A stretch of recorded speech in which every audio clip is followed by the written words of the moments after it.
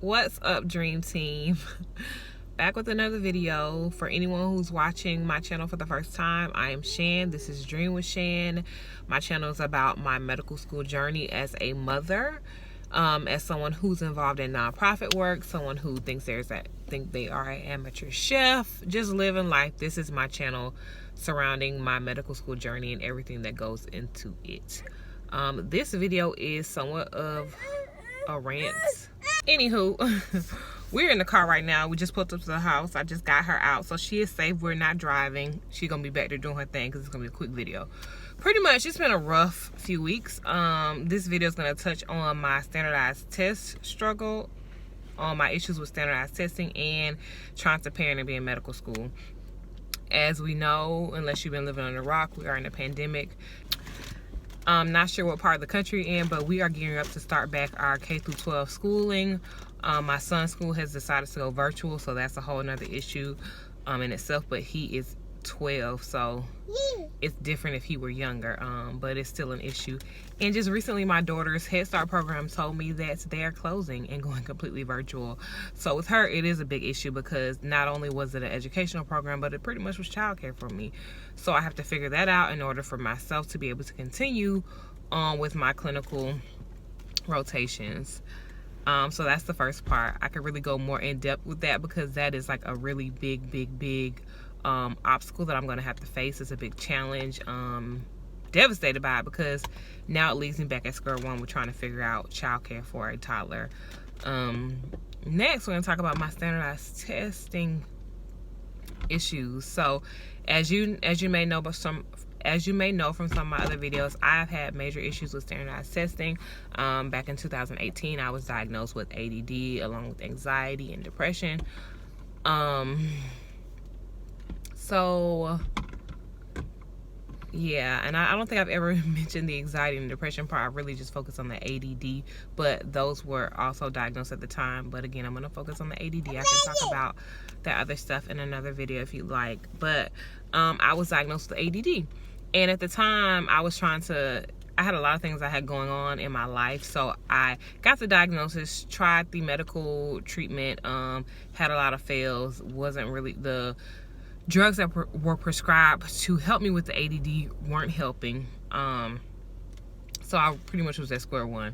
I never really considered getting testing accommodations because I just hadn't really thought that far out. Even though I wanted to, I just didn't know what the process was and was really kind of lost in the sauce, I guess you would say. So now I wanted to try to get testing accommodations at school. So now I'm at the point where I'm trying to initiate the testing accommodation piece because after my recent NBMEs, I realized that I need to use the resources that would be available to me. The one thing that people may not know is just because you have a diagnosis of something does not mean you automatically will get accommodations. You have to go through a rigorous testing process in order for a psychologist or a licensed professional to say that, okay, this person has ADD or ADHD and it impacts their educational learning or educational abilities. And generally it may be a process that requires at least 3 appointments. You go for your initial evaluation, then you go for your actual diagnostic testing, and then some people will give you your results in a different appointment, or they can just send them in for you. And so I've been looking into that, and of course pandemic, so I've been actually trying to get tested for a couple of months, but when I initially sought assistance for it was in March, so right when the pandemic started, and that pretty much shut everything down. So I've been trying lately to get that process reinitiated, and it's been so hard. First, a lot of people aren't responding to my calls, my voice messages, or my emails. My school did provide me with some recommendations of facilities or companies that do testing, and they haven't responded. So I went to a website, I'll link the website below, and put in like a filler to a bunch of different psych Ds and clinical psychologists and things like that, to see if they had any availability and what their pricing were, because I would have to be a self-pay patient because most places don't accept my insurance. Just to give a little background, I have insurance for people who are poor and for people who have very limited income. So a lot of places unfortunately don't accept that, which is very sad when that's a whole nother story with insurance, so I'm not even gonna get into that. Yes, thank you, mommy. Thank you. No. So I've been calling people like, hey, you know, can I do self-pay? And guess how much it costs to have this testing done?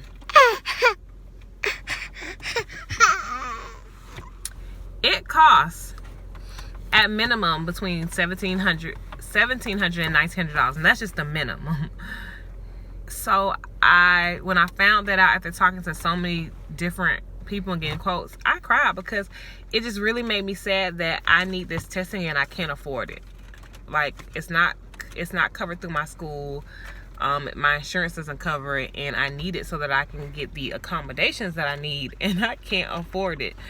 And it's really sad. Like, you really have to think about that when you think about people who are low income, people who are from underserved communities. Just think about the barriers that they face when they're just trying to find ways to ensure that they meet their educational goals just like everybody else. It's very frustrating. I'm going to continue to try to find resources that could potentially help me, but it's not something that I can afford. I am a medical student that lives on a fixed income. All my money is allocated. Like, all my money is allocated. I'm going to try to apply to more scholarships because this year I really hadn't been on that like I had been for previous years, just because of everything that's been going on. A new little one, school, testing, just trying to really get my foot back in the door. So yeah, I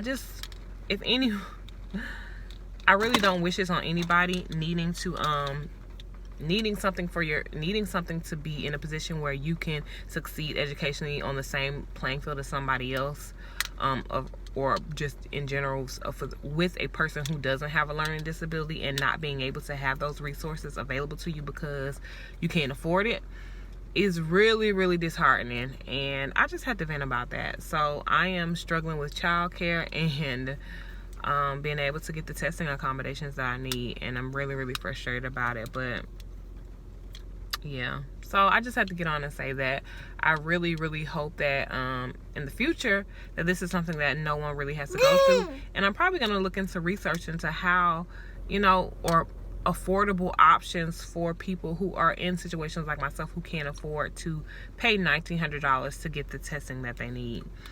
So yeah, I hope you guys have a good day. I hope that you're surviving the pandemic. I hope that, you know, you're still working on your goals, even if they seem to be out of reach because of everything that's been going on. So until next time, people, keep me in your prayers. And again, I'm going to look for all the type of resources that I can to make sure that I'm able to get this done. And I don't want to be a Debbie Downer, but unfortunately, I don't know if it's going to be possible. So, all right.